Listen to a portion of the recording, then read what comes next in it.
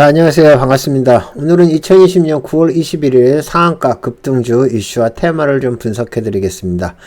자, 오늘 시장의 움직임을 먼저 말씀드리겠습니다. 오늘 미국장이 조금 빠진 상황에서 시작을 했는데 우리나라 장 시작은 괜찮았습니다. 지금 보시는 것처럼 아침에 움직임은 조금 하락은 했지만 0.4% 정도 하락을 했고요. 시작을 하자마자 시장은 올라오기 시작했습니다. 그래서 급반등을 해가지고 움직임이 나왔다가 오후장에 빠지면서 시장이 좀 안 좋아졌거든요. 지금 보시는 것처럼 지금 보시는 것처럼 움직임이 갭으로 하락을 했지만 실제 아침에 요거를 극복을 하고 움직임이 계속 좋았는데 오후장 들어서 갑자기 시장이 안 좋아지면서 코스피도 무너졌지만 특히 코스닥 관련한 종목들이 전체적으로 좀 하락폭이 좀 심했습니다. 그래서 아마 오늘은 제가 분석을 한 다음에 상한가 종목이 제일 적을 것 같고요. 그 다음에 아마 손해보신 분들이 꽤 많이 있을 거라고 보지만 여러분들이 지금 이 하락은 어떻게 보면 하락의 초입이 아닐까 생각을 해요. 지금 최고점에서 살살 밀리고 있는데 요거는 우리가 지수를 보면 조금 더 확실히 알 수 있습니다. 지금 코스피 지수죠. 코스피 지수가 실제적으로 코로나 사태 1500까지 갔다가 1500까지 떨어졌다가 지금 거의 일자로 수직으로 반등이 나왔지만은 중간중간에 살짝 낮추긴 했지만 아직까지도 계속 상승의 흐름이다라고 보겠는데 지금 다우나 나스닥 쪽에서 계속 시장이 빠지고 있죠. 물론 그 실물 경제는 별로 좋지 않지만 그래도 시장의 돈 유동성이라고 보통 얘기하는데 돈이 많아서 주가, 그러니까 다우와 나스닥이 계속 올라왔는데 지금 다우와 나스닥이 빠지면서 우리나라 장도 좀씩 빠지고 있고요. 종목들도 많이 빠지고 있는 걸로 보입니다. 특히 코스닥 같은 경우는 오늘 좀 하락폭이 컸습니다. 2.46% 마지막에 반등이 나왔지만 보시는 것처럼 3% 넘게 하락을 했기 때문에 아마 주식 특히 코스닥을 하시는 분들은 오늘 좀 상대적으로 손실이 크지 않았을까 예상이 됩니다. 자, 지금 오늘 상한가 간 종목들을 한번 보겠습니다. 상한가 간 종목은 지금 보시는 것처럼 정치적 관련한 종목들이 오늘은 좀 움직임 나왔습니다. 지금은 여기에는 지금 한 종목뿐이 안 보이지만 대신정보와 그 다음에 안철수 관련 종목 써니전자 그 다음에 대신정보랑 또 같이 움직이는 종목 3일기업공사도 움직임이 좀 좋았습니다. 거기에 이제 코로나 관련한 종목들 몇 종목 있고 전기차 관련한 종목들 몇 종목 있는 그러한 상황인데 오늘 한 종목씩 차근차근 분석해 드리도록 하겠습니다. 자, 일단은 제일 먼저 진원생명과학부터 설명을 해 드리겠습니다. 자,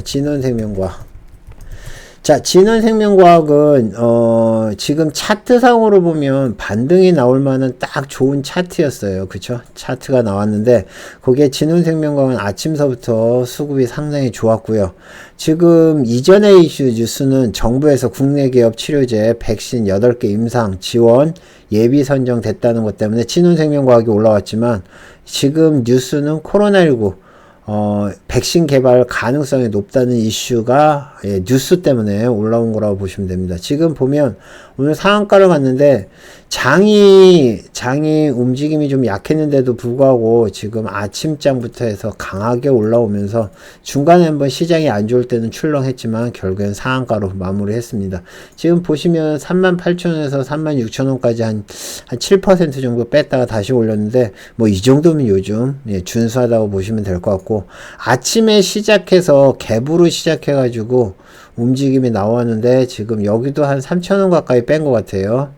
34,000원부터 31,000원까지 3,000원 가까이 거의 한 10% 가까이 또 뺐다가 다시 올리는 이러한 모습 보이고 있는데 코로나19 관련한 백신 개발을 가능성 회사들이 몇 개 있죠. 지금 셀트리온도 진행되고 있고 녹십자도 그렇고 그 다음에 진원생명과학도 있고 그 다음에 ABL 쪽도 그렇고 몇 가지가 있는데 그 회사들 한번 잘 체크해서 보시면 여러분들이 수익이 날지 않을까 생각합니다. 사말미늄 자, 삼화알루미늄은 장중에 뉴스가 하나 큰 게 떴습니다. 지금 보시면, 자, 여기서 야금야금 올라오다가, 저도 뭐 매수를 했었는데, 특별한 이슈가 없는 것 같아서 싹 올라오는 걸 보고 매수를 했는데, 뉴스가 바로 떴습니다. 여기서, 요 사이에서 뉴스가 떴거든요. 지금 보시면 삼화알루미늄 같은 경우는, 자, 지금 이 뉴스가 뜬 포인트가 1시 24분이에요. 그래서, 1시 24분에 여기서 지금 뉴스가 떴을 겁니다. 자, 여기 보면 삼화알루미늄 전기차 배터리 소재로 3사 공급한다.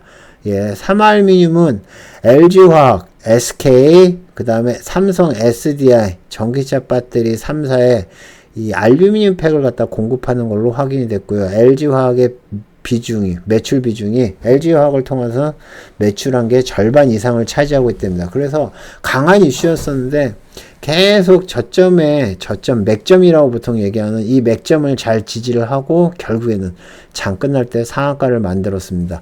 물론 이제 그 전에도 저는 충분히 상한가를 갈 거라고 생각해서 여러분들한테 올려드렸어요. 지금 보시면 삼화알루미늄이 뉴스가 뜬 다음에 1시 24분이면 어떻게 되냐면은 얘가 1시 25분입니다. 그쵸? 상한가, 그러니까 갭상승 하는 걸 보고 여러분들한테 알려드렸거든요. 네, 요거를 알려드렸는데, 요 이슈로 상한가를 갔다고 보시면 되지 않을까 생각합니다. 아마도 삼화알루미늄은 전기차 관련한 이슈로 해가지고 알루미늄 팩으로 해서 조금 더 이슈가 될 것 같고, 지금 뭐 3사에 다 납품을 하고 있다니까, 예, 계속 지켜보셔도 되지 않을까 생각합니다. 이트론. 자, 이트론은 제가 오늘 발견을 못했는데, 이트론 같은 경우는 지금 SK 네트워크 서비스와 MOU 체결했다는 뉴스가 있습니다. 이트론은 우리가 IoT 관련한 종목이죠. IoT 관련한 종목인데, IoT랑 ICT 두 가지 사업을 갖다 본격적으로 하기 위해서 SK 네트워크 서비스랑 MOU를 체결했고, 지금 보시는 것처럼 뭐 툭툭 올라와가지고 그냥 상한가 붙었습니다. 생각보다 빠르게 움직임 나왔어요. 그죠? 빠르게 움직임 나왔고, 물론 장중에는 좀 왔다 갔다 했지만 결국에는 이 이슈 가지고 지금 보시면 대기업 관련한 이슈, 그러니까 우리가 흔히 얘기해서 삼성, LG, 그 다음에 SK 뭐 이 정도, 그 다음에 또 뭐 있죠? 대충 요 정도. 우리가 가장 대기업들이랑 MOU를 체결하거나 혹은 대기업에서 지분 투자를 하거나 이런 이슈가 나오거나 또 M&A 관련한 이슈가 나오면 그 종목은 거의 간다고 보시면 돼요. 우리나라는 가장 이슈가 좋은 게 바로 그 M&A죠. 그래서 여러분들이 초보자분들은 잘 모르시겠지만은 뉴스 중에 대기업에서 이 종목에 투자를 한다, MOU 체결했다, 뭐 이런 뉴스, 그런 뉴스가 나오면, 또 그 다음에 삼자 배정 유상증자가 나온다, 이런 뉴스가 나오면 예, 급등을 합니다. 그걸 꼭 기억을 하세요. 보통 우리가 하나도 있네요. 하나도 아까 M2M 같은 경우가 그런 뉴스였죠. M2M 같은 경우가 뉴스가 떴는데, 이 하나의 뉴스가 뭐였냐면은 실제 장중에는 뉴스가 안 나왔지만 여기 있네요. 여기 있네요. 자, M2M이 10억 규모의 운영자금 조달하기 위해서 유상증자 결정했다는데, 3자 배정 유상증자고요. 대상자는 한화그룹이랑 연관되어 있는 사람이라고 그러더라고요. 뭐 한화그룹의 배우자라고 얘기하는데, 어쨌든 그런 뉴스 때문에 M2M은 여기 마이너스, 지금 9,250원부터 시작을 해서 순간적으로 12,000원까지 급등을 했습니다. 거의 30% 가까이 오른 거죠. 그죠? 예, 이렇게 움직임이 나오는 게 바로 대기업에서 지분 투자를 한다는 이슈라고 보시면 될 것 같습니다. 아시겠죠? 자, 동양우선주. 자, 동양우선주는 오늘 25% 갔습니다. 우선주는 우리가 뭐 특별히 할 만한 게 없다고 말씀드렸죠. 지금 동양우선주 같은 경우는 지금 이렇게 점으로 나오는 이유가 뭔지 아세요? 점으로 나오는 거는 실제적으로 거래량이 적어가지고, 우선주 중에서 거래량이 적어가지고, 실제 얘가 12시 10분마다 거래가 되는 것 때문에 이렇게 점으로 나타난 겁니다. 그래서 뭐 이런 거는 우리가 아예 쳐다보지 않는 게 좋겠고요. 동양 같은 종목은 오늘 빠졌습니다. 살짝 올라오다가 빠졌는데, 어쨌든 동양 우선주 많이 상승을 했으니까 보긴 하는데 우리가 건드릴 종목은 아니다 라고 말씀드릴게요. KPM테크. 자, KPM테크랑 그 다음에 텔콘 RF랑 며칠 전서부터 계속 강조를 해드렸어요. 그쵸? 텔콘 RF랑 두 종목을 며칠 전부터 강조를 해드렸는데 KPM테크는 계속 상승세를 타고 있습니다. 텔콘 RF는 꼭 후발 가서, 그러니까 장 후반에 가가지고 꼭 미끄러지더라고요. 자, 휴머니젠이라는 회사 나스닥 상장 이슈로 해서 지금 계속 이슈가 되고 있고, 이때부터 말씀드렸지만 휴머니젠 관련한 걸로 해서 지금 계속 이슈가 되고 있고, 지분은 별로 많지 않아요. 1.10. 텔콘 RF도 1.10인데 물량이 좀 많아서 그런가 잘 못 올라오고 있습니다. 어쨌든 KPM테크랑 텔콘 RF 두 종목 좀 기억을 해주시고요. 오늘은 뉴스가 없어요. 아마도 휴머니젠 관련한 이슈로 해서 지금 계속 올라오는 거라고 보시면 될 것 같습니다. 나인테크. 자, 나인테크는 오늘 이슈 있었습니다. 테슬라의 이체전지 관련한 장비 납품 관련한 이슈.